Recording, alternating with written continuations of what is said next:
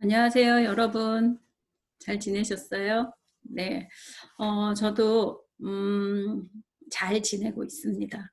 어, 좀 안타까운 거는 은평구 어린이집에 지금 그 확진자가 생겨가지고 일부 어린이집은 지금 폐쇄 조치되어 있어서 그것이 좀 염려가 되고요.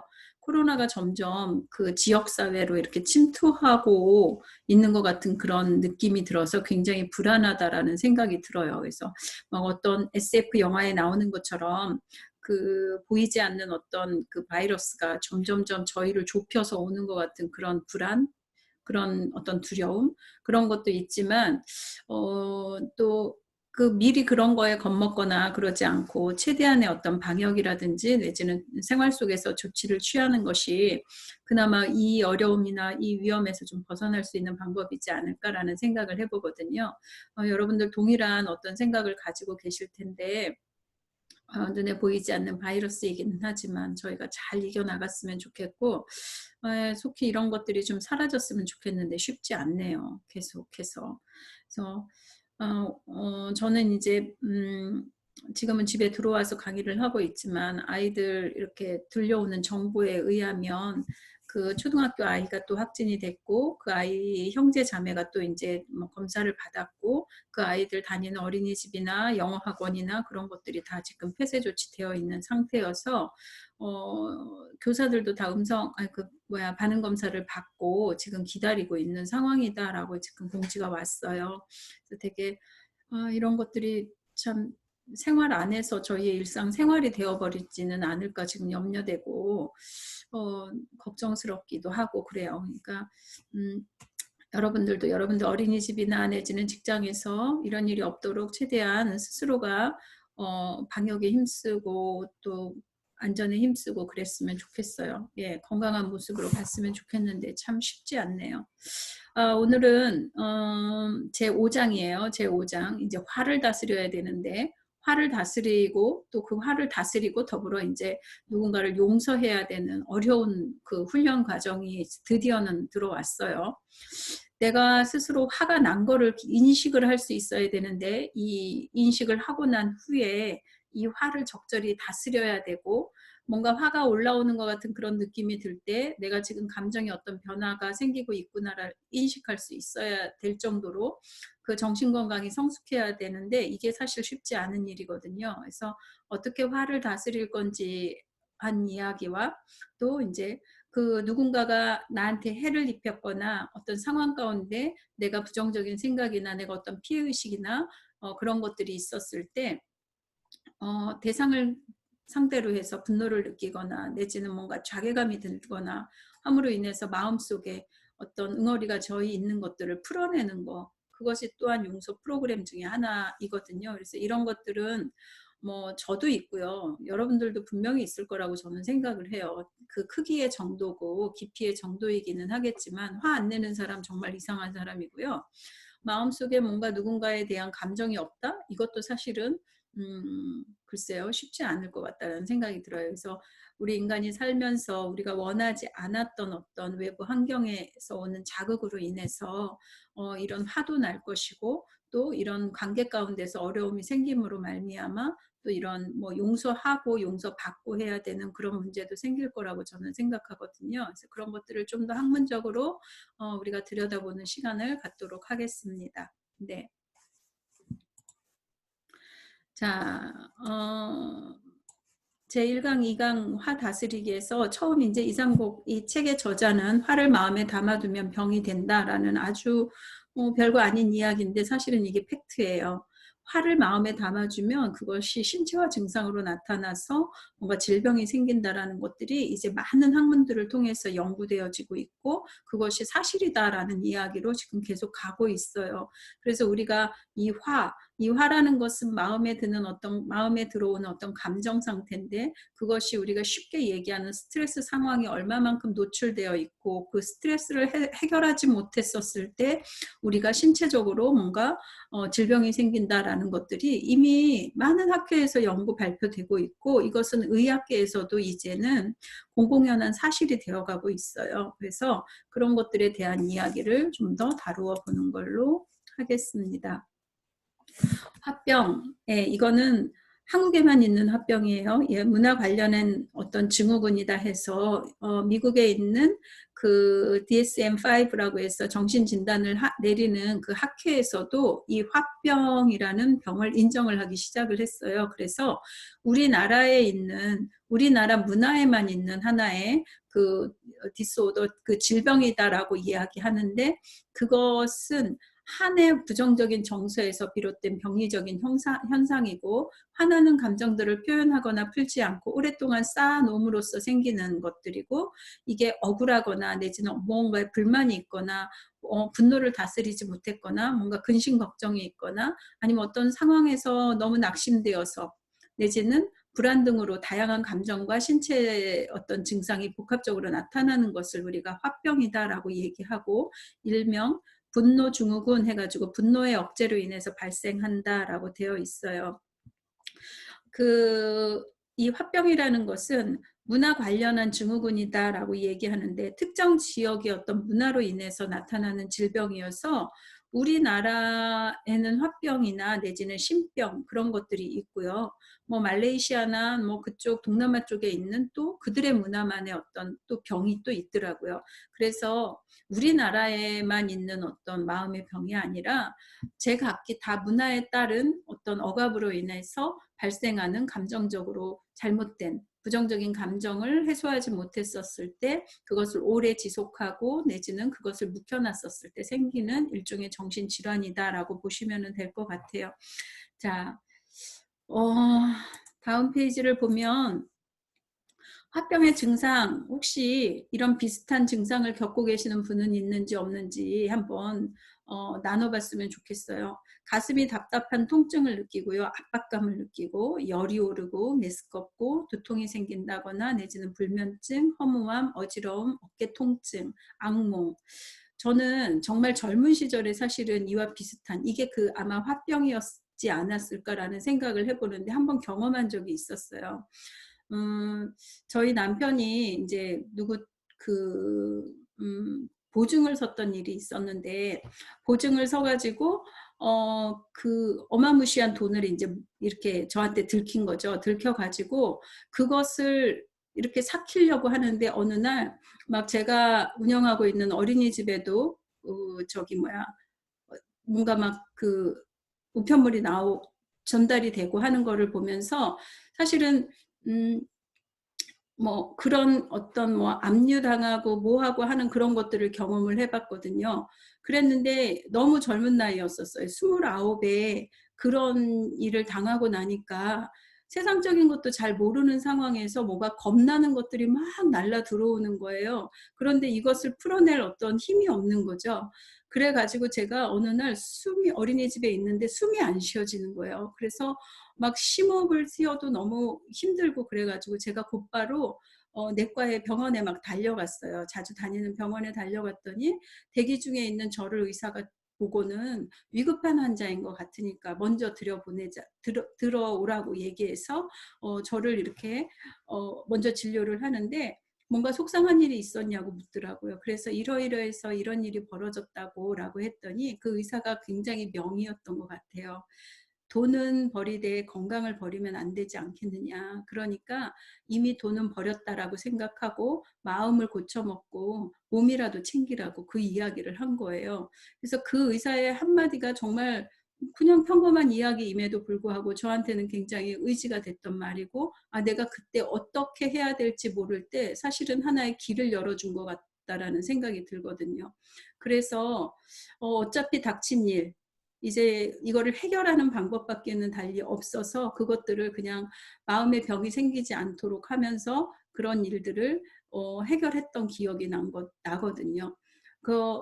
이런 것들이 사실은 그렇다고 해서 감정이 완전히 사라졌냐? 그렇지 않았어요. 많은 돈들을 벌었는데 그것이 고스란히 제 통장으로 들어왔다가 또 다른 통장으로 이렇게 나가는 것들을 경험하면서 그것들을 인내하고 참아내고 이해하고 용서하고 하는 것에 있어서 굉장히 뭐라 그럴까?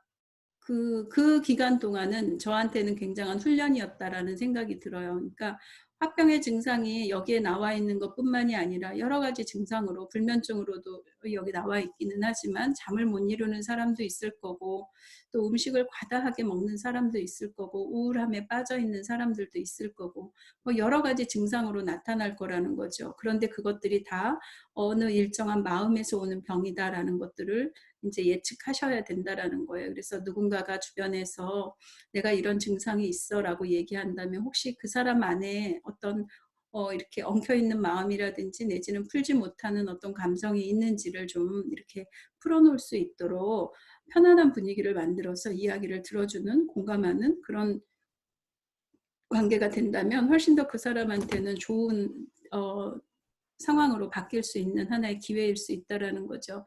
그래서 여성은 남편과의 어떤 갈등 내지는 학대받은 경험 또 폭행당한 경험 그 다음에 시댁과의 어떤 갈등으로 인해서 명절만 되면은 그 명절 증후군이 발생을 하잖아요. 그리고 자녀 문제 등으로 인해서 화가 날 수 있어요.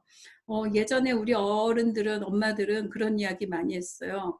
내가 너희들 때문에 산다 라고 했는데 저희들이 그러면 그 엄마의 수고나 내지는 고생을 보답을 해드려야 되는데 또 한참 사춘기 때나 내지는 막 삐뚤러 나갔었을 때는 누가 엄마 보고 나를 위해서 살라고 했냐고 하는 식으로 또 대들거나 내지는 했었을 때 정말 앞이 깜깜해지는 어떤 그런 경험들을 하셨을 거라는 생각이 들어요.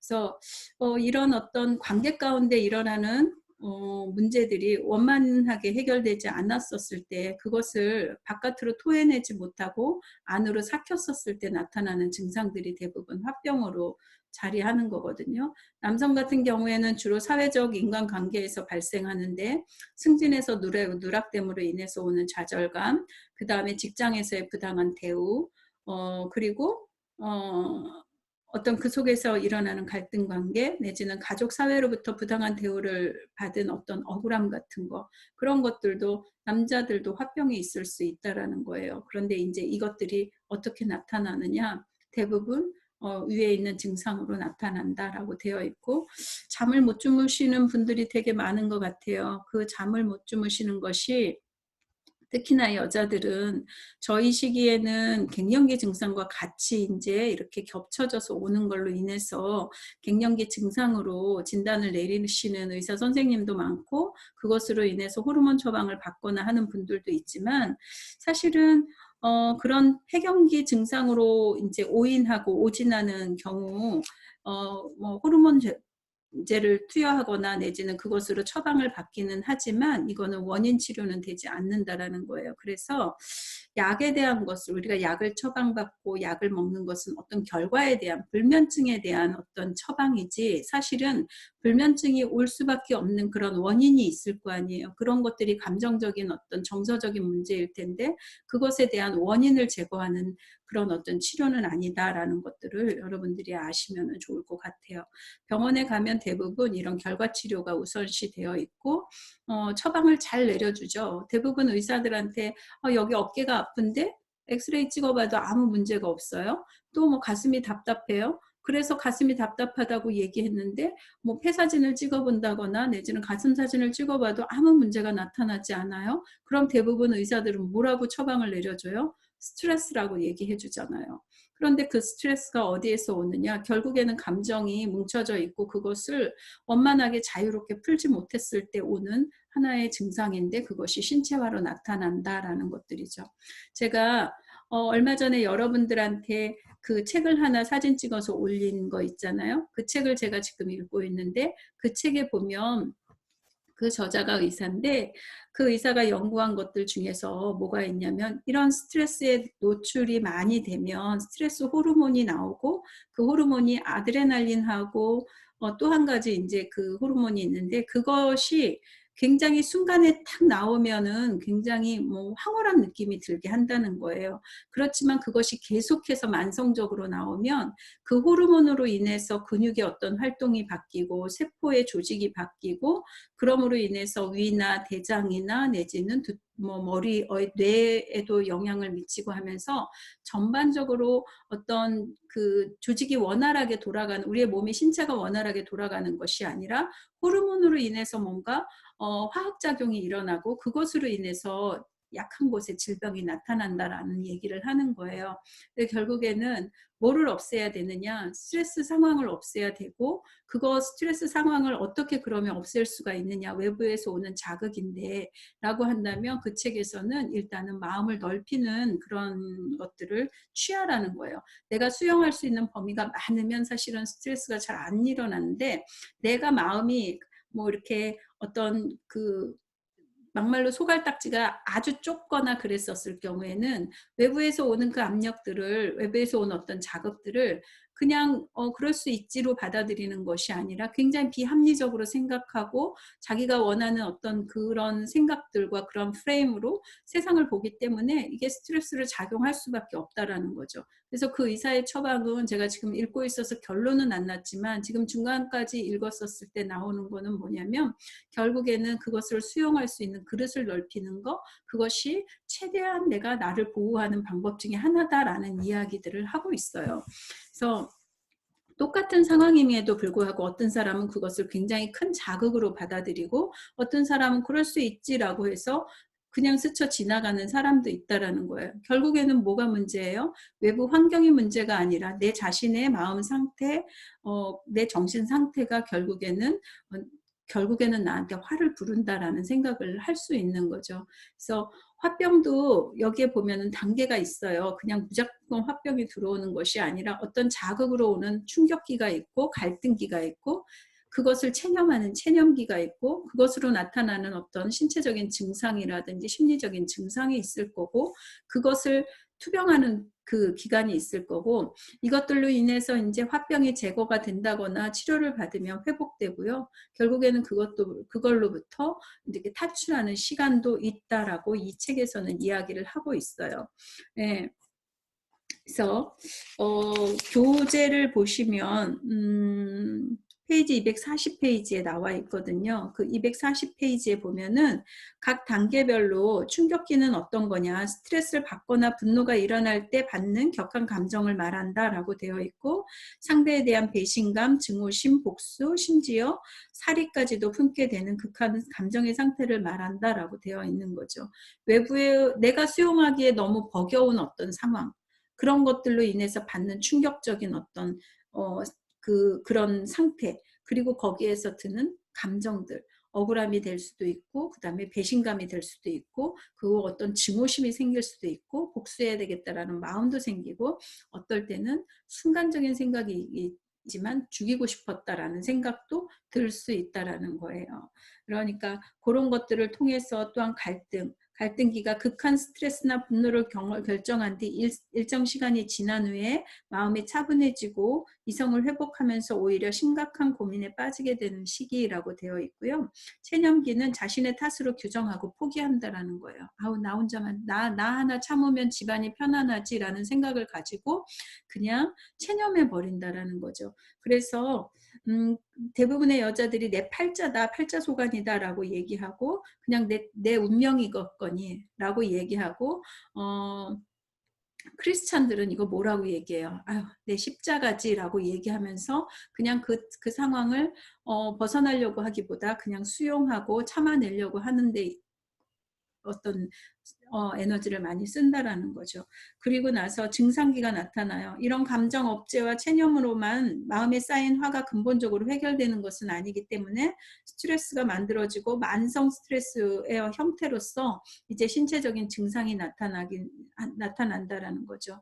그래서 여러분이 가지고 있는 혹시 대부분 이것이 이제 젊은 층한테도 나타나는 것 같아요. 제가 지금 다른 학교에 강의도 하고 있는데 그 유아교육과에 남자 학생이 하나 있어요. 그런데 수업을 진행하다가 뭐 질문 있냐 없냐 이제 그런 이야기를 하다가 물어봤더니 자기가 지금 이렇게 심화 과정의 4학년으로 그 강의 학생이기도 하지만 사실은 나주로는 어린이집 교사이기도 하고 또 다른 부업도 파타임으로 이제 일도 하고 있는데, 자기가 지금 수면 장애가 와가지고 수면제를 처방받고 있는 게 한 2, 3년 됐다라는 거죠. 이렇게 그 사람이 가지고 있는 어려움이 무엇인지는 모르지만 그 학생이 수면 장애를 일으켜서 잠을 못 잘 정도의 어떤 스트레스 상황에 놓여 있겠구나라는 생각이 들었고 좀 안쓰럽다라는 생각이 들었거든요. 예. 그래서 뭐 요새 유튜브를 보면은 뭐 잠을 못 잤던 사람이 무슨 약을 먹으면 15분 만에 잠들었다라는 그 약 선전을 하는데요. 그게 뭐 약이 아니라고 얘기는 하지만 어쨌거나 참 많은 세대에 많은 사람들이 잠을 못 자고 있구나라는 생각을 해 봤어요. 예, 증상이 그런 어떤 신체적인 증상으로 나타나고 이제 투병기가 있는데 화병의 투병 기간이 보통 5 년에서 10년 정도 잠복 기간이 있을 수도 있고요. 그 외부적인 원인일 경우엔 충격기로부터 시작해서 화병의 전개 과정 중 한 부분에 머물 수도 있다라는 거예요, 외부 충격으로 인한 것들이면. 그런데 이게 어떤 예를 들어서 학대를 받은 어려서 학대를 받은 인제 친구가 있다고 얘기를 해 보죠. 그러면 이 친구는 사실은 초등학교 때나 그 이전에 인제 학대를 받았는데 초등학교 지나서 중학교, 고등학교 때는 별반 이렇게 증상이 나타나지 않았어요. 그런데 결혼하고 나서 뭔가 불면증에 시달린다거나 내지는 굉장히 예민해진다거나 내지는 뭐 불안이 범불안 장애로 인해서 모든 일에 불안을 느낀다거나 하는 식으로 증상이 나타나기 시작을 하고 그럼으로 인해서 불면증도 나타나고 하는 것들을 인제 우리가 이런 증상들이 나타나는 시기가 있고 투병기가 있다라는 거예요. 그런데 대부분의 사람들은 정신병원에 가서 인제 뭐 우울증 처방을 받는다든지 내지는 수면 처방을 인제 불면증에 관련된 처방을 받기는 하겠으나 아까도 얘기한 것처럼 이것은 결과에 대한 치료지 도대체 왜 잠을 못 자고 있는지 왜 모든 일에 불안을 느끼는지 하는 것들에 대한 것들은 사실은 과거를 좀 뒤집어 봐야 된다라는 거예요. 그래서 우리가 긍정심리학에서는 배우지 않았지만 사실은 프로이드의 이론에서 인간이 어렸었을 때 영유아기 시절의 어떤 경험이 사실은 인간의 모든 그 나머지 인생을 결정한다라는 결정론적인 어떤 인간관을 가지고 있는데 그 외의 학자들의 어떤 이론을 봐서도요. 과거의 경험이 과거가 여전히 현재의 문제를 일으키고 있고 그것이 미래에 또 어떤 영향을 미친다라는 걸 우리가 너무 많이 본다라는 거예요. 그래서 우리 중에서도 만약에 이유 없이 불안하거나 이유 없이 잠을 못 잔다거나 그렇다면 한 번쯤은 내가 심리적으로 뭔가 억압받고 있는 일은 없는지 있는지를 좀 살펴야 되는데 대부분 이런 것들이 의식되면은 너무 좋죠. 그러면 의식이 된다라는 것은 원인을 파악할 수 있다라는 이야기잖아요. 그런데 이런 것들은 프로이드가 얘기한 것처럼 무의식의 어떤 추동에 의해서 움직인다라는 거죠. 그래서 이 의식적으로는 아무 문제도 없지만 무의식의 상태에 잠겨져 있으면서 내 삶에 내 지금 현재에 영향을 미치기 때문에 사실은 문제가 되는 거예요. 그렇다고 해서 무의식을 우리가 의식할 수 있는 거는 되게 어렵다라는 거죠. 네. 어쨌거나 우리는 심리학도로서 이런 문제가 나타난다면 한 번쯤 내 과거를 천천히 들여다보는 그런 훈련들을 좀 필요로 하고 제가 여러분들한테 이렇게 경험해 보셨으면 좋겠다라는 그 영성과 내면화의 치유 같은 경우에도 사실은 그게 내 안에 있는 자라지 못한 작은 아이 를 성장시켜 줘야 되는 거거든요. 내가 지금 45 55인데 내 안에 아직 자라지 못한 4 살짜리 5 살짜리 여자아이가 여기 있다면 정상적인 상태에서는 아무 문제가 드러나지 않아요. 그런데 뭔가 감정이 올라오거나 뭔가 촉발 요인이 있었을 때 55살의 여자가 행동하는 것이 아니라 5 살짜리 여자아이가 어 그 어떤 욕구에 의해서 행동하게 된다라는 거죠. 그럼으로 인해서 정말 이성적으로 생각해서는 일어날 수 없는 일을 그렇게 일어나게끔 그렇게 원인 제공을 하는 것이 우리 내면 안에 있는 어떤 해결되지 않은 미해결 과제다라고 보시면은 되겠어요. 네. 그래서 그런 것들을 우리가 지금 뭐 내면아이 검사를 치유를 한다거나 내지는 우리의 꿈을 분석해서 내지는 과거에 어떤 일이 있었는지를 다 살펴봄으로 인해서 어떤 그 투병 인제 그 검사나 상담을 통해서 점점점 나아진다면 그다음에는 인제 오는 게 회복기겠죠. 그래서 화병의 덩어리를 서서히 녹여주는 과정이 반드시 있어야 된다. 쉽지는 않을 거지만 풀어낼 수 있는 엉켜있는 실타래를 풀 수 있는 기회가 적어도 인생 가운데 한 번은 있어야지 그다음부터 좀 그 인생이 편안한 인생이 되지 않겠어요? 예.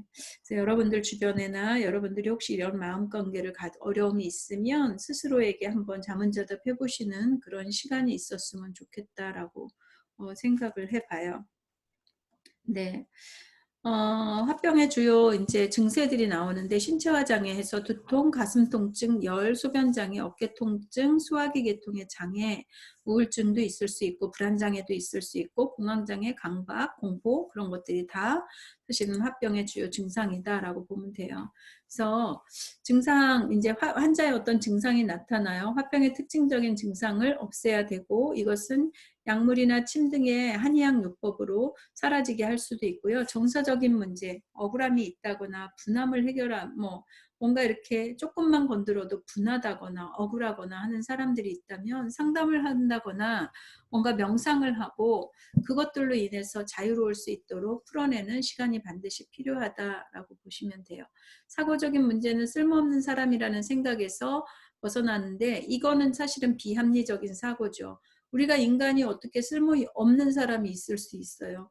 어디 가나 어린아이에서부터 나이든 노인까지도 다 존중해줘야 될, 존중받아야 될 어떤 인간이라는 거죠. 그런데 어떤 사람은 나는 쓸모없는 사람이라고 스스로를 자기가 낙인 찍히고 비합리적인 어떤 생각을 한다면 이 사람한테는 뭘 해야 돼요? 인지적인 치료를 해야 돼요. 그래서 인지행동 치료라고 해가지고 우리가 상담의 기법 중에 하나가 있는데 자기의 잘못된 생각을 바꾸는 훈련들을 계속해서 상담사와 병행하면서 훈련을 해야 된다는 거죠. 그래서 내가 쓸모없는 사람이라고 생각했던 그 이유, 촉발 사건은 무엇이었는지부터 따지고 들어가야 되고 어떤 경험이 누적됨으로 인해서 나의 어떤 스키마, 그 핵심적인 믿음이라고 얘기하는데 나는 정말 쓸모없는 사람이야 라고 얘기할 정도로 그 부분에 있어서는 아주 강하게 믿는 거잖아요.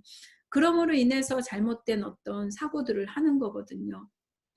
그러니까 이런 쓸모없는 사람이다라는 생각에서 벗어나려면 그 경험은 이미 경험한 것들은 어쩔 수 없지만 그 경험으로 우리가 만들어졌던 어떤 스키마적인 핵심 신념은 변화시켜줘야 된다라는 거예요. 이거는 이제 상담사와 깊이 있겠고 그렇다고 해서 쓸모없는 사람일까요? 그럼 모든 부분에서 다 쓸모없나요? 라고 한번 이렇게 논박하거나 하는 방식으로 해서 아니요, 그렇지만 나는 이러이러한 부분은 못하지만 이러이러한 부분은 잘해요 라고 얘기할 수 있는 그런 긍정적인 생각을 할 수 있도록 생각을 바꿔주는 역할을 하는 것이 상담자의 또한 역할이겠죠. 행동적인 문제는 잦은 다툼이나 분노, 행동을 조절할 수 있어야 되는데 이거는 행동적 치료 접근을 통해서 그 행동을 바꿔나갈 수 있도록 하시는 거죠. 환경적인 문제는 스트레스 상황에서 벗어나도록 노력해야 되는 거예요. 어떤 상황에 계속해서 개입하기보다는 뭔가 저거는 나한테 부적절하다라고 생각이 든다면 그 상황에서 빠져나오는 거 때로는 조금 모른 척하고 무시하는 거 그것도 하나 나를 보호할 수 있는 방법이다라고 보시면 되죠. 네. 네, 해결 가능한 문제부터 이제 접근을 하라고 얘기하는데 상담을 받지 않고 일상생활에서 이거를 스스로 한다라는 것은 쉽지 않은 것 같아요. 예, 왜냐하면 자각 자체부터가 안 될 거고 자각한다 한들 이것들을 내 스스로를 컨트롤하기가 사실은 심리적인 컨트롤이 어떻게 해야 되는지에 대한 것들은 일반인들은 잘 구분할 수 없는 거거든요. 그래서 여러분들의 어떤 노력이나 주변 사람들의 도움이 없이는 사실은 스스로 벗어나기는 쉽지 않다라고 보시면 됩니다. 자, 화 조절하는 방법이 나왔는데 문제가 생기면 대화를 시도를 해야 되겠죠. 억울한 것이 구체적으로 무엇인가를 생각하고 자신의 입장을 여유 있게 정리하고요. 비겁한 방법을 사용해서는 안 되고 자기 감정을 솔직하게 털어놓을 수 있어야 하고 애매한 요구는 하지 말아야 되고요. 사람들은 서로 다르다는 사실을 이해시켜야 된다라는 거예요. 네. 화가 날 때 대처하는 대처 행동 방법인데 여러분들은 화났을 때 어떻게 하세요? 네. 바로바로 그 화난 것에 대해서 원인을 이야기하고 그것에 대해서 수정해 달라고 이야기를 하고 자기의 어떤 욕구를 충분히 채우시나요? 아니면 감히 그런 이야기를 할 수가 없어서 그냥 참고 계시는 건 아닌지, 아니면 같이 화를 내고 계시는 건 아닌지, 여러 가지 방법이 있을 수 있다라는 거예요. 예. 그런데 화날 때 대처하는 것은 일단은 화가 났다라는 것은 지금 변형계 감정의 내가 활성화되어 있다라는 얘기거든요. 그래서 전두엽, 이성적으로 논리적으로 해결할 수 있는 우리 전두엽이 활성화된 것이 아니라 딱 스탑 상태예요. 그러면 논리적으로 생각할 수 없거든요. 그러니까 한 5분에서 10분 정도 이 화를 삭힐 수 있도록 심호흡을 한다든지 복식호흡을 하거나 아니면 좀 바람을 쐰다든지 아니면 혼자만의 공간으로 들어간다든지 하는 형식으로 일단 감정의 내를 조금 다운시켜야 된다라는 거죠. 그리고 나서 구체적으로 억울한 것이 뭐고 불합리한 건 뭔지에 대한 자신의 입장에 대해서 정중하게 얘기할 수 있어야 되고 비겁한 방법을 사용하거나 내지는 자기의 감정을 속인다거나 하는 식으로 하는 거는 별로 바람직하지 않다라고 보시면 돼요. 그리고 끝이 없는 논쟁에서는 끼어들지 않는 것이 바람직하고요. 또한 상대방에게 자신의 입장이 옳다는 것을 확신시키려고 하지 말아야 된다. 내가 맞잖아 라고 얘기하는 것을 굳이 할 필요 없다는 거죠. 왜? 우린 서로 다르기 때문에 그 사람의 입장과 내 입장이 다른 거죠. 그것을 수용할 수 있는 사람과 수용하지 못하고 계속 자기스럽게 만들어내려고 하는 거에서 문제가 생길 수 있는 거거든요. 그리고 상대가 어떻게 느끼고 생각해야 하는지에 대해서 강요하지 말아야 된다. 이게 당연하잖아 라는 당위적인 사고 굉장히 위험해요. 그것은 그 사람의 생각이지 사실은 다른 사람도 똑같이 그렇게 생각하냐? 아닐 수 있는 거거든요. 그래서 당위적인 사고는 좀 피하는 것이 바람직하고 제3자를 거쳐서 얘기하지 말아야 되는 것은 이게 말이 한번 옮겨지면 본인들은 다 우리는 듣고 싶은 이야기만 듣게 되고 내가 하고 싶은 말만 또 하게 되는 거죠. 그래서 이쪽에서는 파란색이야 라고 얘기했는데 지나가다 보면 그것이 아주 변질돼 가지고 이상한 색깔로 나타나는 것처럼 사람의 말도 똑같은 거예요. 어떤 의도로 어떤 표정으로 어떤 제스처를 써서 이야기했느냐가 그대로 옮겨지지 않아요. 그렇기 때문에 오해의 소지가 있는 거죠. 우리가 톡으로 중요한 이제 카톡으로 중요한 이야기를 하는 데 있어서 위험한 거 여러분 아세요? 카톡에는 그냥 글만 표현이 되는 거지 거기에 따라오는 어조나 감정이나 제스처나 그런 것들이 하나도 없잖아요. 그렇기 때문에 읽어봄으로 인해서 오해 소지가 있는 것들이 좀 있어요. 네. 저희 선생님 한 분이 작년에 저한테 원장님은 그런데 왜 카톡을 할 때 그냥 딱 마침표를 찍으세요? 라고 얘기하는 거예요. 그래서 그 한 문장이 끝나면 마침표 찍는 거 당연한 거 아니야? 라고 얘기했더니 마침표를 딱 찍으면 왠지 이렇게 말 자체가 싸나워 보인다는 거예요. 그래서 그럼 어떻게 해야지 좋은 건데 그랬더니 물결 무늬를 하나씩 두 개씩 그렇게 날리라는 거예요. 그러면 받는 사람 입장에서 굉장히 편안하게 받을 수 있다는 거예요. 그래서 제가 그 즉시 고쳤어요. 그 즉시 고치고 만약에 내가 좀 이성적으로 논리적으로 얘기해야 되고 상대가 그렇게 받아들였으면 좋겠다라고 생각할 때만 사실은 맞춤표를 찍거든요. 예, 그래서 제3자를 거쳐서도 이야기하지 말아야 되겠지만 이야기할 때는 뭔가 이런 어떤 SNS나 그런 거를 통해서 이야기하는 것도 사실은 굉장히 위험 수위가 있다라는 것을 여러분들도 아실 것 같아요. 제3자의 말을 경청할 필요가 있고요. 당장의 변화가 오리라고 기대하지 않아야 된다. 모든 것에는 시간이 필요한 것 같아요. 과일이 익어서 우리 입에 들어갈 정도까지는 사실은 기다림의 시간이 필요한 것처럼 사람과 사람이 익숙해지고 서로를 알아가는 데 있어서는 반드시 물리적인 환경, 물리적인 시간이 필요한 것 같다는 생각이 들어요. 그래서 내가 이랬으니까 바로 어떤 액션이 나오거나 변화가 올 거라는 기대보다는 좀 더 기다려줄 수 있는, 인내할 수 있는 여유가 있는 것이 사실은 더 성숙된 사람들의 어떤 모습이겠죠. 네. 상대방이 화를 낼 때 다스리는 기술이에요. 웃어넘기거나 지연시키거나 무엇 때문에 화가 났는지 원인을 찾는다거나 그것에 대해서 부정한다거나 얼버무린다거나 내 마음을 정확하게 이야기한다거나 과거와 현재를 잘 구분하고 다른 데로 이야기 화제를 돌리고 불쌍하게 보이거나 적당하게 겁을 주는 여러 가지 기술이 있어요. 그런데 여러분 여기에서 이렇게 화면상에 이런 글을 봤었을 때 '아 이게 왜 그래?' 라고 생각하는 것들 없으세요? 저 같은 경우에는 잘못 받아들이면 좀 전에도 통 이야기를 했는데 그냥 이렇게 글로써 받아들이는 거면 오해의 소지가 있다라는 거야. 웃어 넘겨? 아유 내가 얘기하는데 웃어 넘긴다고? 상대방은 지금 화가 잔뜩 났는데 그것을 듣는 사람이 희죽희죽 웃다거나 그러면 굉장히 더 화나지 않겠어요? 예. 그래서 이런 것들에 대해서 이제 교과서에 나와 있어요. 어떻게 해야 되는지. 웃어 넘긴다 했었을 때 나는 그런 뜻이 아니었어. 자네가 그렇게 느꼈다면 정말 미안해. 라고 얘기하면서 웃어 넘긴다라는 거예요. 지연시킨다라는 것은, 다음에 이야기하자. 예. 그런 이야기죠. 이미 상대는 화가 되게 많이 났어요. 그러니까 이성적으로 판단하거나 이성적으로 말할 수 있는 수위를 넘어간 거죠. 그런데 거기다 대놓고 이야기를 하면 싸움부터 밖에 안 날 것 같으니까 자기가 지금 되게 화가 많이 난 것 같은데 우리 조금만 이성적으로 생각할 시간을 좀 두자.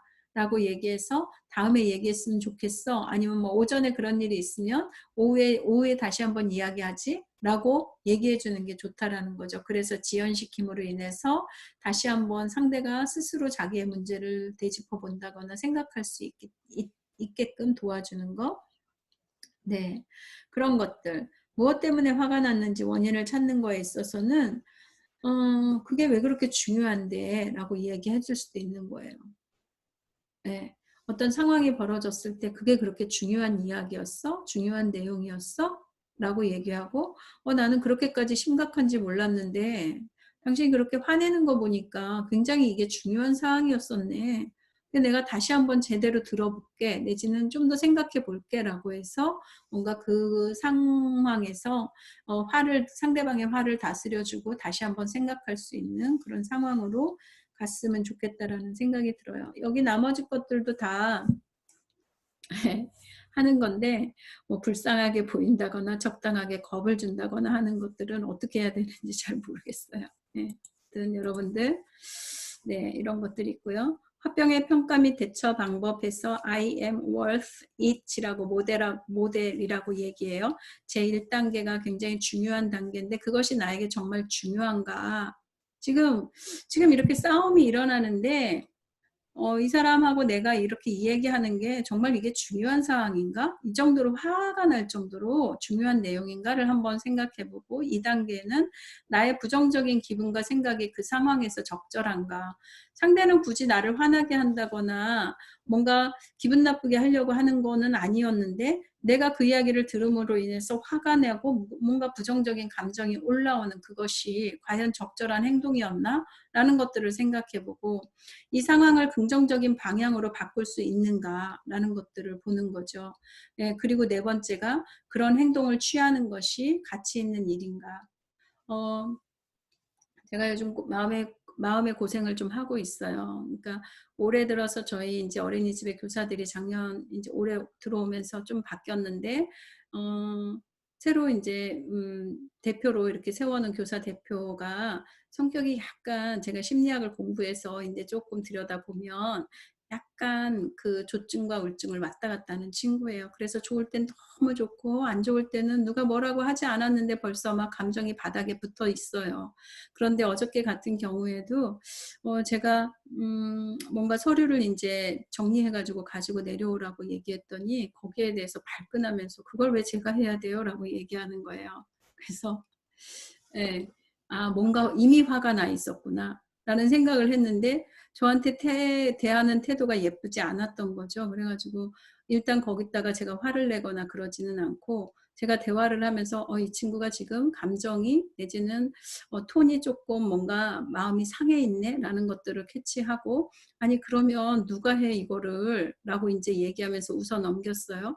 그랬는데 그리고 나서도 저한테 서류를 갖다 주는 태도가 예쁘지 않았고 그냥 거기까지도 참았어요. 참았는데 저녁에 또 인제 제가 어저께 연수가 있어서 연수에 갔었는데 문자가 온 거예요. 5시에 병원을 가려고 자기가 "외출 끊어도 되겠느냐."라고 했는데 저도 마음이 상해서 빈정상해서 거기에 톡을 안 달았어요. 그런데 오늘 아침에 출근해서 보니까 어제 5시에 인제 퇴근을 했더라는 거죠. 아 근데 제가 아직도 고민하고 있어요. 이것에 대해서 어떻게 이 친구한테 가르쳐 줘야 되는 것인지. 예.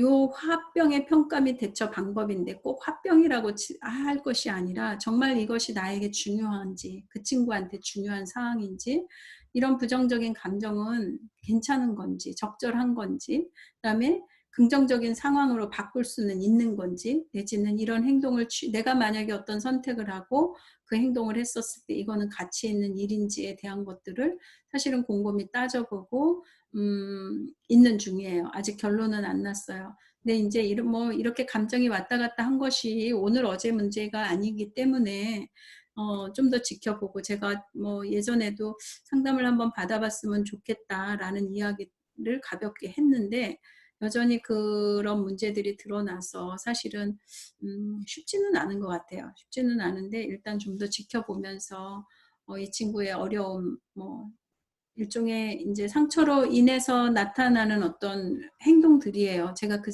친구의 상처를 알고 있기 때문에 그것으로부터 좀 자유했으면 좋겠는데, 사실은 일반인들은 이렇게 심리학을 공부하지 않기 때문에 그런 것에 대한 이해함이 부족하거든요. 그러다 보니까 저도 너무 푸시할 수도 없는 거고, 너무 또 이렇게 그 권유도 받아들여야지 자기께 되는데, 만약에 계속 그런 이야기를 한다고 그러면 또 언짢아 할 수 있으니까 저도 말하면서 되게 조심스럽거든요. 그러니까 일단은 다행인 거는 제가 상담을 배우고 있기 때문에 상대의 감정이나 그런 것들에 대해서 제가 바로 영향을 받거나 흔들리지 않고 제 스페이스를 유지하면서 뭔가 그 친구를 객관적으로 바라볼 수 있는 힘은 인제 있는 거예요. 그래서 거기에 휘말리지 않는 거죠. 예. 그리고 어 적당히 감정의 거리를 두면서 그 친구를 도울 수 있는 방법은 무엇인지, 아니면 나를 건강하게 표현할 수 있는 건 뭐가 있을까를 고민할 수 있다는 거, 지금 이 상태가 저로서는 일단은 만족스럽고요. 이제 좀 더 발전하면 그런 것에 대해서 능수능란하게 상대를 뭔가 편의를 봐준다거나 도와준다거나, 내지는 그런 거에 제 감정이 제 빈정상했다고 그랬잖아요. 빈정상하지 않을 정도로 성숙했으면 좋겠다라는 게 저의 바람이에요, 사실은. 그래서 여러분들도 화가 어디서 나는지를 곰곰이 생각해 보세요. 사람은요, 모든 일에 화나지 않아요. 어떤 일에는요, 굉장히 인내심이 강해요. 그런데 어떤 상황에서 그게 그렇게 화낼 일이야 하는 상황인데 뚜껑이 열리고 화가 올라오는 경우가 있어요. 그것이 인제 저희 상담학에서는 핫 버튼이라고 이야기를 하는데, 나의 핫 버튼은 무엇인지를 여러분들이 찾으셔야 돼요.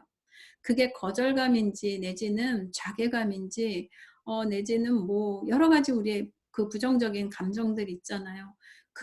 그거를 찾으셔야 되고, 아까도 얘기한 것처럼 그것에 대한 결과를 치료하는 것이 아니라 그것의 원인이 어디에서 있었는지에 대한 것들을 발견하고 더 이상 그것으로 영향받지 않겠다라는 생각을 가져야지만이 감정에 휘말리지 않는다라는 거예요. 어떤 상황 가운데 휘말리지 않는 거죠. 그래서 어 계속해서 상담을 공부하는 제 입장으로서는, 과거에 한 달에 10번 화냈다면 지금은 한 달에 1번 화낼까 말까? 예. 1 년에 1-2번 화날까 말까? 그 정도까지 인제 조절이 된 거예요. 예. 그것이 그냥 단순히 참는, 억압된 어떤 내 감정을 이렇게 억압시키는 것이 아니라 건강하게 저를 표현을 해요. 그리고 이성적으로 이야기를 하고 나는 아까도 이렇게 화난 사람에 대해서 대응하는 방법처럼 "아 저는 그런 의도로 얘기한 거 아니에요."라고 얘기하고, 그랬으면 만약에 그것으로 인해서 화가 났다면 "제가 사과할게요."라고 이야기를 함으로 인해서 그도 편안해지고 저도 감정이 남지 않는 거예요. 그러니까 여러분들도 어 여러분들이 다 저보다 성숙될 거라는 생각은 해요. 그렇지만 그럼에도 불구하고 분명히 화나는 구석이 한 군데는 있을 거예요. 그 화가 왜 일어나는지에 대한 것들을 원인을 좀 찾아내셨으면, 그러면 이번 과목은 그냥 정말 땡큐예요. 이번 시간에 만약에 내가 화가 나는데 나는 화나는 걸 봤더니 가만히 보니까 거절감이야. 내지는 수치스러울 때 그랬어. 내지는 열등감일 때 그랬어. 라는 것들을 발견하고, 그렇다면 이 열등감, 이 수치심, 이 거절감은 어디서 온 거였어? 라고 되짚어서 생각해보고 인생의 곡선도 그려보고 하면서 발견한다면, 그러면 여러분들 진짜 수지 맞으신 거거든요. 네. 그래서 만약의 경우에 또 다른 상황에서 거절받는 경험 내지는 열등한 경험, 열등감이 생기는 어떤 경험을 했었을 때, 내가 또 열등감이 올라오는구나. 그래서 스물스물 또 화가 올라오네? 라고 인식할 수만 있으면 그걸 조절할 수 있는 거는 이제 우리의 능력이거든요. 예. 그러다 보면은 내가 올라오네. 잠깐 쉬어야 되겠네. 잠깐 피해야 되겠네. 뭐 아니면 이렇게 이야기해야 되겠네. 라고 생각하고, 외부의 문제가 아니라 내 문제구나. 지금 내가 열등감이 올라오고 있어서 이렇게 화가 올라오는 거지. 저 사람이 이야기하는 건 나를 화나게 하려고 했던 거는 아니었어라고 이해하게 된다라는 거예요. 그러면 화내는 횟수가 급격히 줄어요, 여러분. 예. 여러분들이 그런 분일 거라고 저는 생각을 하고, 예. 같이 여러분들의 화 조절할 수 있는 그런 능력을 키웠으면 참 좋겠습니다. 이거는 하나의 모델이에요. 지금 페이지 몇 페이지냐면 245페이지에 보면 이제 그 I am Earth it이라는 그 모델에 대한 그 평가를 하는 거야. 1단계, 2단계, 3단계, 4단계에 따라서 어떤 사건이 있어요. 촉발 사건이 나를 화나게 하는 그런 촉발 사건이 있는데, 그거에 대한 이성적인 생각을 지금 평가하는 거예요. 시댁과의 갈등으로 억울하고 분한 감정으로 화병에 시달리는 며느리가 명절에 시댁에 가는 문제로 힘들어 할 때, 시댁에 가는 문제가 나에게 중요한가? 며느리로서 중요할 수 있죠. 그러면 시댁에 가는 것을 싫어하는 나의 기분과 생각은 옳은 것인가? 라고 판단해 보는 거예요. 그리고 시댁을 가지 않아도 되는가? 정말 그런가요? 가지 않아도 되지만 만약에 안 갔었을 때는 가족 간의 어떤 그런 정서는 또 깨질 수 있는 거죠. 그리고 다른 방법은 없나? 시댁을 안 가고 다른 방법은 뭐가 있을까요? 라고 생각하고, 이번에 시댁을 가지 않으면 나의 화병이 근본적으로 해결될 수 있는가? 정말 그럴까요? 갈등으로 인해서 억울하고 분한 감정이 있었어. 이건 이미 과거예요. 그리고 그것에 대해서 뭔가 감정이 풀어지지 않았기 때문에 화병에 시달리는 거고, 명절 때만 되면 그 불안으로 인해서 힘들어하고, 가기도 전에 불안하고 남편한테 스트레스를 준다거나 내지는 뭐 여러 가지 갈등 상황으로 가겠죠. 그런데 지금 그렇게 행동하는 나의 행동이 옳은 것인가를 요렇게 단계별로 따져보는 거예요. 그랬었을 때 좋은 방법으로 뭔가 내가 힘들지 않고 이 며느리로서의 어떤 도리를 할 수 있는가를 고민해보고 좋은 방법을 선택할 수 있으시겠죠. 네. 그냥 무조건 회피하거나 피하는 것이 답이 아니라, 시댁에 가면서도 내가 상처받지 않을 수 있는 방법은 뭐가 있는지에 대한 것들을 고민해야 된다고 저는 보거든요. 네. 시댁에서의 부당한 처사가 명백한 행동으로 나타나고 앞으로 자신에게 부당한 일이 일어나지 않는다는 보장이 없다면 시댁에 가는 것을 포기한다. 만일 시댁을 가지 않음으로써 다른 분란이 일어난다면 시댁을 방문하면서 자신의 마음을 다스리는 방법을 익혀나가야 할 것이다 라고 되어 있네요. 네. 남편들은 시댁에 잘하는 걸 되게 좋아하는 것 같아요. 예. 그리고 그것을 만약에 내가 힘든 상황 가운데에서도 부당한 처사를 받으면서도 시댁에 가는 것에 대해서 긍정적으로 하고 그것에 대해서 순종하는 마음으로 만약에 하게 됐었을 때 남편의 태도는 어떠한지, 음, 어, 이런 것들에 대한 논의가 부부 간에 있어야 되고, 있는 그대로 사실 이러이러한 문제 때문에 어렵다라는 거, 그리고 남편인 당신이 나를 좀 도와줬으면 좋겠다라고 얘기하고, 나도 최선을 다해 볼 테니 너도 좀 최선을 다하고 나를 도와주면 어떨까라는 합의하에 이런 일들을 해결해 나가면 훨씬 더 혼자 싸우는 것이 아니라 둘이 부부가 함께하는 것이기 때문에 훨씬 수월하지 않을까라는 생각을 해봐요. 네, 쉽지 않죠.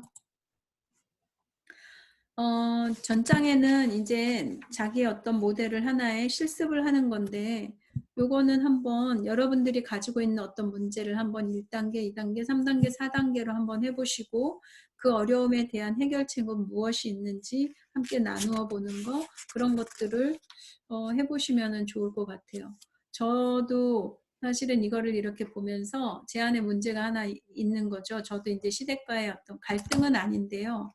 그 불편한 마음이 있어요. 시댁에 대한 그냥 시댁 남의 집이라고 얘기해서 죄송한데 어쨌거나 익숙하지 않은 집에 가서 명절 때 음식을 하고 제가 이제 큰 며느리거든요. 큰 며느리인데 상을 차려야 되는 것들, 음식을 하는 것들이 되게 불편한 거예요. 제가 익숙지 않은 공간에 가서 그런 걸 한다는 게. 그래서 제가 성격이 그닥 이렇게 막 그런 좋은 성격이 못 돼서 되게 예민하고 그러니까 이렇게 시어머니 살림을 제가 막 이렇게 손대 함부로 이렇게 맘대로 쓰는 것도 사실은 되게 어색하고 그래서 제가 방법을 찾아냈잖아요. 그게 뭐냐면 일단은 연세가 드셔서도 뭘 못하셔요.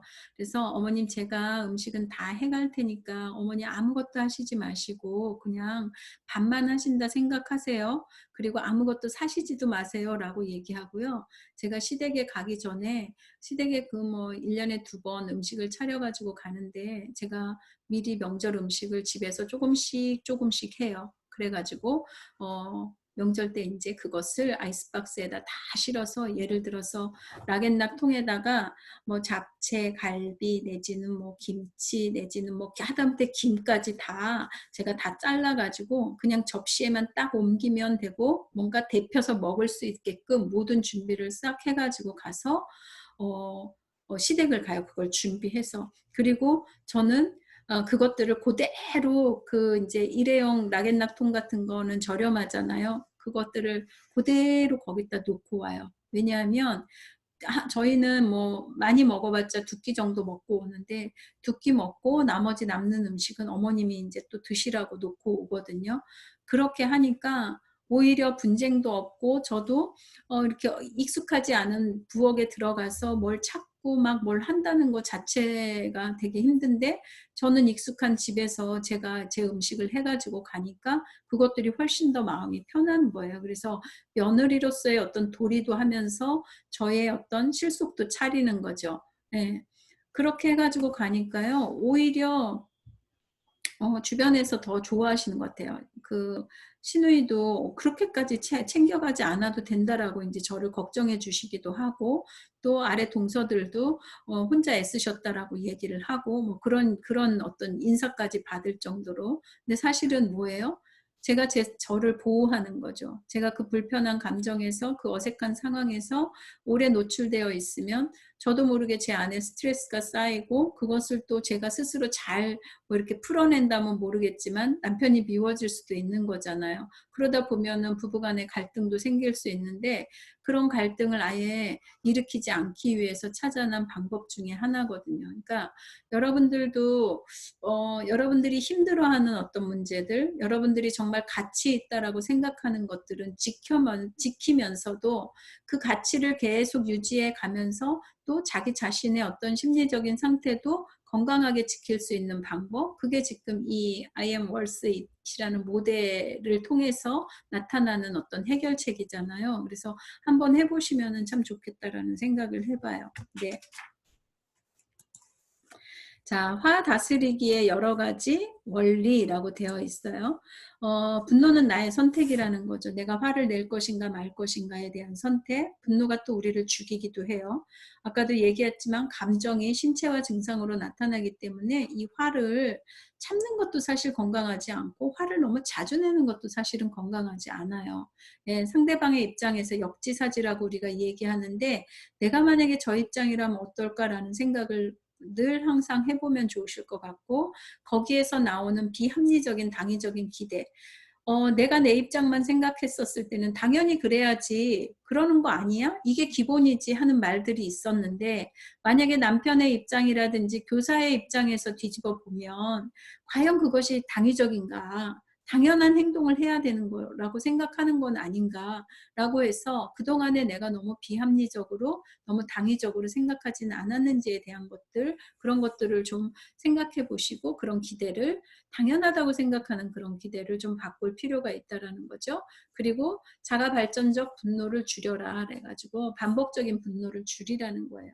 어떤 상황이 발생만 하면 확 뚜껑이 열려가지고 완전히 막 이렇게 화를 내시는 건데 아까도 얘기한 것처럼 스물스물 내가 화가 올라오고 있네 라고 생각하는 그 부분에서 내가 스스로 마음을 내 스스로한테 사인을 주는 거죠. 너 지금 조금 화났지? 그렇지만 지금 화내면 안 돼 라고 하면서 나의 몸의 어디 부분을 터치하면서 토닥여 주면서 우리가 좀만 참아보자. 그리고 이렇게 꼭 생각할 필요는 없어. 저 입장에서도 한번 생각을 해봐야 돼 하면서 뭔가 자꾸 이성의 뇌를 되돌릴 수 있는 그런 어떤 나만의 어떤 리추얼이라고 얘기하는데 의식을 가지면 좋을 것 같아요.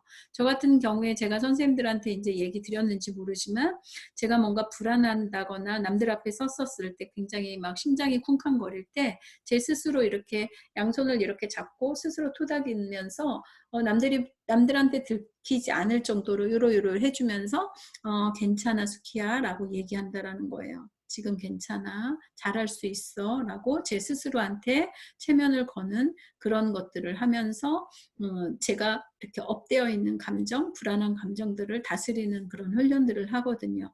화도 마찬가지예요. 화 나는 거 사실은 올라오는 게 느껴져요. 의식만 내가 하려고 한다면.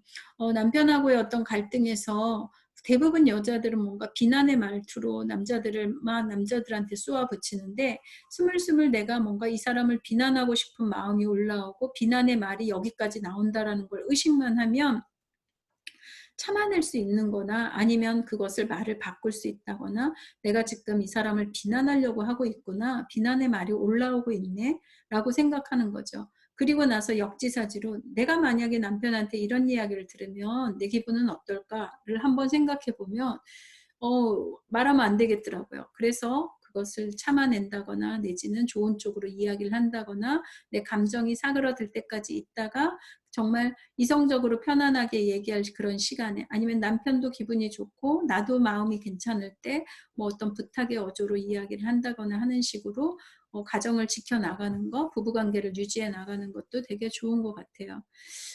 인생을 분노 대신에 행복으로 채워라 라고 되어 있어요. 남자들은 말을 해야지 아는 것 같아요. 말을 하지 않으면 잘 모르는 것 같아요. 물론 여러분들 중에 어떤 남편분들은 스스로 알아서 뭔가 살림도 도와주고 내지는 우리의 필요를 채워줄 수 있으나 또 어떤 성향의 사람들은 말하지 않으면 그것에 의식하지 못하는 그런 성향의 사람들도 있는 거예요. 그건 기질적인 문제인데 그래서 뭐 저의 어떤 가정사가 너무 많이 노출되기는 하는데 저희 남편 중에 하나는 뭐에 하나 쑥 빠지면 그 주변 것들을 못 봐요. 예. 그래서 저는 이제 저녁으로 들어와 가지고 남편이 때로는 집안 청소도 해줬으면 좋겠고 때로는 설거지도 해줬으면 좋겠는데 그것을 내가 필요할 때 본인한테 말을 하라는 거예요. 그런데 그걸 꼭 말해야 하지 않아? 라는 게 제 입장이었었어요. 그리고 그걸 해줘 라고 하는 것 자체가 평등한 그 위치에 있는데 그걸 뭘 부탁하듯이 해줘 마라 라고 얘기를 해야지 라고 하는 그런 생각을 가지고 있었어요. 처음에는.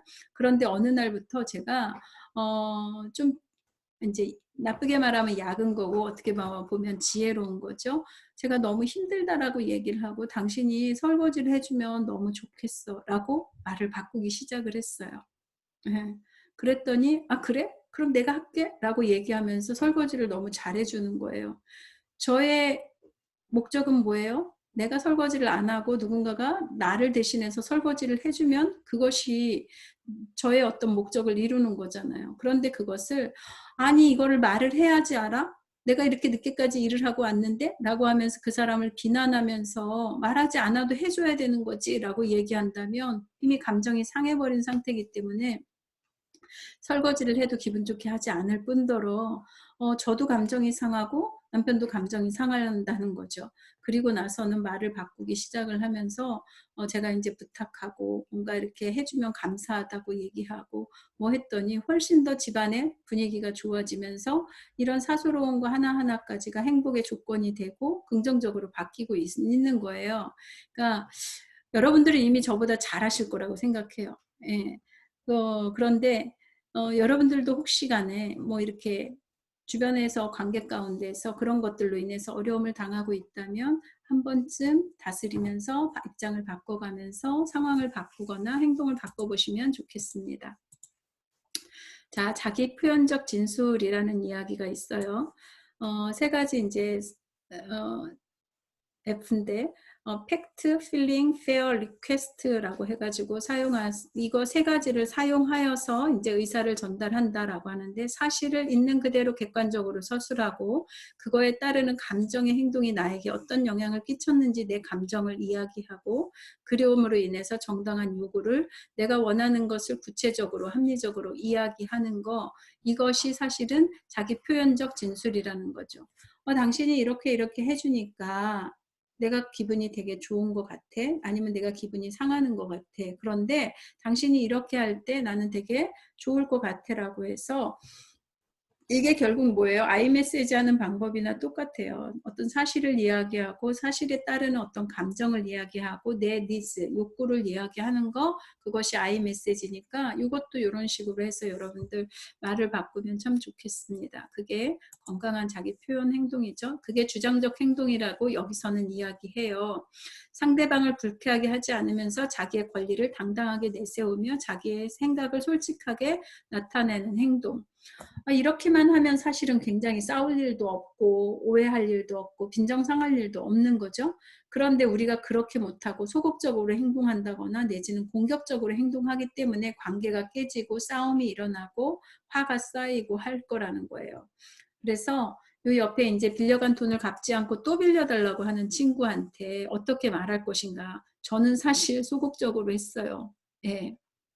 소극적인 방법으로 그렇게 대체를 하고 살짝 빠져나가는 거죠. 입장이 그런 이야기를 제대로 할 수 없는데, 여기에서는 뭐라고 얘기하냐면 주장적인 행동으로, 지금 돈은 있지만 나도 언제 돈이 필요하게 될지 모르고 내가 또 언제 갚을지도 모르기 때문에 이번에는 빌려줄 수 없어 라고 얘기할 수 있는 그런 어떤 당당함. 네. 그럼 과연 이렇게 얘기하는 사람이 몇 사람이나 있을까요? 라고 생각해 보면 쉽지 않을 것 같아요. 저는 되게 소극적으로 나도 이번 달에 써야 될 돈이 있어서 안 될 것 같아 라고 하는 그런 것들도 사실은 머리에서 계속 뭔가 어떻게 말하면 좋지? 라고 계속 생각하고, 상대한테 뭔가 상대를 존중한다고 생각하면서 나는 나대로 내 실속을 차려야 되는 방법이 뭐가 있을까라는 생각을 하면서 아마 소극적으로 대응을 했을 것 같아요. 그런데 그거보다는 주장적 행동을 해서 사실 팩트를 이야기하고 거기에서 느끼는 감정을 얘기하고 거기에서 요구되는 것이 무엇인지를 얘기하는 거, 그것이 주장적 행동이고 바람직한 행동이다라고 여기서 가르쳐주고 있어요. 우리 이런 거 해봐요. 네. 자, 여기 실습이 있습니다. 예. 그 3F에 근거한 주장적 행동 연습해 보는 건데, 집으로 돌아오는 길에 문구점에 들러 노트를 사가지고 집으로 와보니 석장이나 찢어져 있었다. 그래서 다시 문구점으로 갔다. 어떻게 오셨어요? 라고 물어봤었을 때 어떻게 해요? 팩트를 이야기하고 그것에 대한 따르는 감정에 대해서 얘기하고 또 나의 요구를 얘기할 수 있도록 하는 거 한번 해보세요. 네. 웨이드 반추척도, 이거는 이제 한번 웨이드 반추척도가 반추의 개념은 상처를 받은 후 계속 반복해서 생각하고 회상하는 것을 의미하는데, 아래 도표의 내용을 읽고 점수란에 해당되는 숫자를 적어보세요. 한번 생각해 보세요. 저 과거에 되게 어떤 상황에 노출돼 갖고 그것이 내가 실수했다라고 생각하면 몇 날 며칠을 그것이 막 너무 창피하기도 하고 바보처럼 왜 그렇게 얘기했지라는 생각에 되게 많은 에너지를 쏟았었거든요. 그런데 요즘은 사실은 그럴 수 있지 뭐 라고 생각하고 훅 털어버리는데, 예전에는 이것에 대한 끊임없는 생각과 끊임없는 어떤 창피함을 가지고 있었던 것 같아요. 여러분들은 어떠한지, 얼마나 점수가 나오는지 한번 해보시면 좋겠습니다. 네. 음. 이것으로 인해서 그 이제 용서 전에 그 화 다스리는 것에 대한 이야기들을 여러분들한테 해봤어요. 해봤고, 이제 화 다스리는 것에 대해서 여기에서는 구체적인 사례 같은 게 나오지는 않았지만, 이제 완치 않은 훈련 같은 거를 제가 다른 책에서 좀 이렇게 보면, 일단은 마음 훈련이 있어요. 남이 아닌 나를 하기인데 내가 앞으로 어떻게 할 것인가, 과거가 아닌 오늘부터 나는 어떤 삶을 살 것인가에 대한 거, 누구나 다 그래 하지 않기, 너만 그런 거 아니야 하지 않기, 어쩔 수 없다 하지 않기. 그러니까 대부분의 화를 가지고 있는 사람들의 모습들을 보면은 어떤 마음이 있냐면 다 그렇지라는 생각을 하거나, 내지는 뭐 너만 그런 거 아니야, 나만 그래, 아니면 어쩔 수 없다라고 생각하고 포기하는 그런 어떤 삶의 태도를 가지고 있다라는 거예요. 그래서 겉에서 봐서는 되게 착한 사람처럼 보이고, 모든 어려움은 다 자기 것으로 내가 할게라고 이야기하고 이렇게 하는데, 그닥 얼굴 표정을 보면 행복해 보이지 않는 거죠. 왜? 내가 정말 원해서 하는 헌신인지, 아니면 외부의 압력에, 내지는 외부의 어떤 그 사람들이 나를 어떻게 인식할까에 대한 착한 아이 컴플렉스가 있는 사람들은 대부분 자기의 감정하고 상관없이 스스로 자기를 희생시키는 사람들이 많거든요. 그런데 자기가 정말 기꺼이 하지 않는 것은, 행동은 해서 남들한테 인정은 받을 수 있으나 자기 마음에 어떤 찌꺼기가 쌓인다라는 거예요. 네. 그래서 앞으로는 적절히 거절할 줄도 알고, 자기 감정에 솔직하고, 때로는 그 아들러의 미움받을 용기라는 책이 있는 것처럼 미움받을 용기를 좀 가지고, 아닌 건 아니고 긴 건 기다라고 해서 조심스럽게 자기의 감정을, 내지는 자기의 어떤 행동을 이야기하는 것이 필요하지 않을까라는 생각을 해보거든요.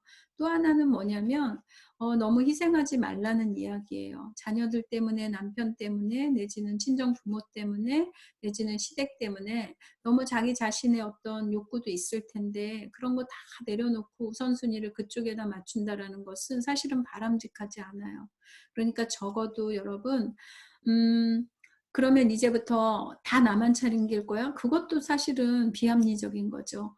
그런데 만약에 5번을 남들을 챙겨야 되는 상황이라면 그 중에 한 번 정도는 나 스스로를 챙길 수 있는 그런 어떤 삶의 태도를 바꿔보시라는 거죠. 그래서 늘 만약에 돈을 썼는데 아이들을 위해서 쓴다거나, 부모를 위해서 쓰거나, 남편을 위해서 썼다면, 이제는 나 자신을 위한 어떤 보상으로서, 그래, 너도 한 달간 힘들었어. 너도 이때까지 결혼 생활 하느라고 힘들었어. 이때까지 시어른 모시느라고 힘들었어. 내지는 이때까지 친정 뒷바라지 하느라고 너무 힘들었어. 그러니까 이제는 조금만 할 거야 라고 스스로 결정하고, 거기에서 적절히 이제 발을 빼는 거, 그리고 그 외의 사람들한테도 스스로 설 수 있는 어떤 그런 기회를 주는 것이 사실은 둘 다 건강해지는 방법이에요. 그러니까 내가 굳이 누가 시키지 않았는데 스스로 맡아가지고 힘겨워하지 마시고, 적당히 내려놓을 것들은 내려놓음으로 인해서 건강한 삶을 유지했으면 좋겠고요. 그런 마음 훈련을 하신 다음에 몸 회복 훈련을 좀 하시라는 거예요. 그래서 충분히 잠도 주무시고 운동도 하고, 내지는 산책도 하면서 자신에 있는 어떤 화 같은 거를 좀 풀어내는 그런 훈련들을 하고, 그 다음에 관계 훈련을 하는 건데, 이제 하고 싶은 말 바로 하는 거. 예. 아까도 얘기한 것처럼 건강한 어떤 표현들을 하고요. 나의 어떤 욕구는 무엇인지에 대해서 얘기할 수 있는 그런 건강함이 내 안에 있다면 지금보다는 훨씬 더 나을 것 같아요. 지난 겨울이었나요? 82년생 김지영이라는 영화 여러분 혹시 보시지 않았다면 꼭 보세요. 그게 공지영 작가가 쓴 그 책을 이제 영화화한 건데, 82년생 김지영이가 결혼을 해서 아주 멋진 남자하고 사는데 자꾸 이제 이게 정신이 분열이 되는 거죠. 그러면서 이제 전개되는 그런 영화인데요. 거기에서 여러분들이 상담가로서 그것을 분석해내면서 읽어보실 줄, 아니, 그거를 느끼셔야 돼요. 그래서 그 김지영이의 문제가 무엇이었는지, 그냥 그 결혼 자체가 힘들었느냐? 그렇지 않아요.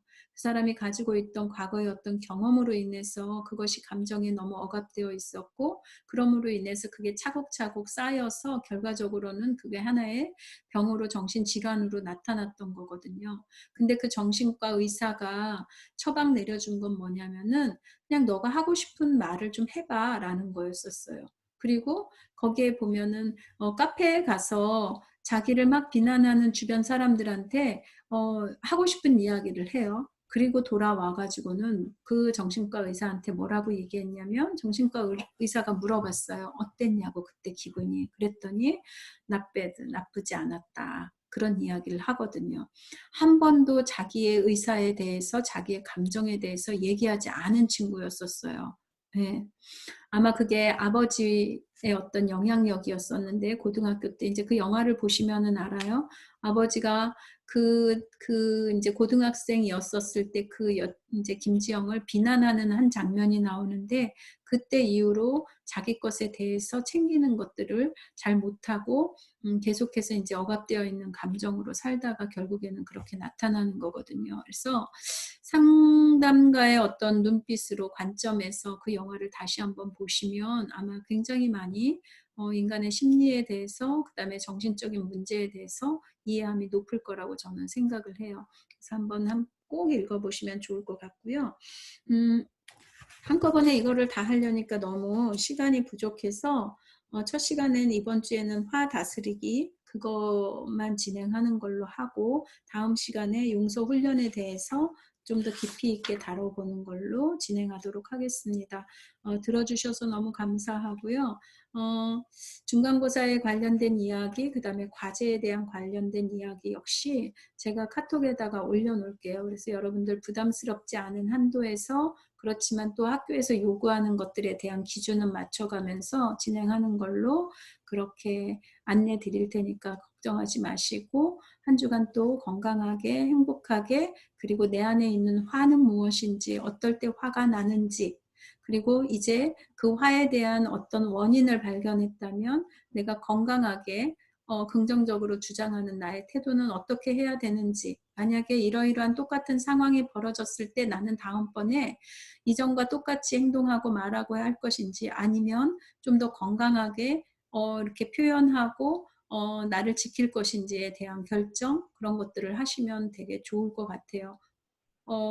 이 책을 그냥 교재 하나의 지식으로 받아들이지 않으셨으면 좋겠고, 이것이 하나의 삶의 태도가 바뀌는 중요한 결정적인 시기, 결정 요소였으면 좋겠다라는 생각이 들고, 여러분들한테도 도움이 되는 그런 시간이었으면 좋겠습니다. 들어주셔서 감사하고요. 항상 고맙습니다. 네, 이만 마치도록 하겠습니다. 네.